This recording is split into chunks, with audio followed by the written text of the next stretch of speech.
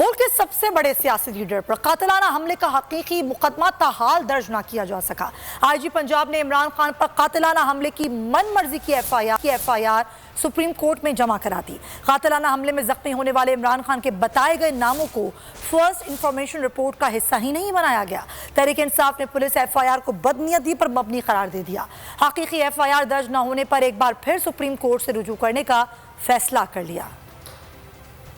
Peoples party के रहनुमा एहतिजाज अहसन ने हमलावर को तोते से तशबीह देकर गुत्थी सुलझा दी, क्योंकि तोते को जो याद कराया जाए वो ही भूलता है। मारने की कोशिश की, पूरी मारने की कोशिश की कि मैं इसको मारूं, सिर्फ और सिर्फ इमरान खान को। एहतिजाज अहसन ने इमरान खान की अयादत के दौरान पुरानी यादें भी ताज़ा की। इमरान खान ने कहा कि हमारा और एहतिजाज अहसन का नज़रिया एक है। एहतिजाज अहसन का मुस्तकबिल हमारे साथ है। एहतिजाज अहसन मेरे विकेट कीपर हुआ करते थे।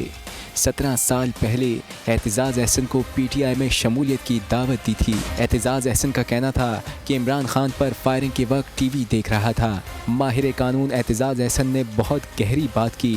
कहा, मुल्ज़िम नवीद के वीडियो बयान के बाद मुझे फ़ोन आया तो मैंने कहा तोता बोल रहा है। बहुत अच्छी कवरेज की, ये मार्च की तो ज़बरदस्त कवरेज थी, बॉल की प्रॉब्लम सबसे बेस्ट थी।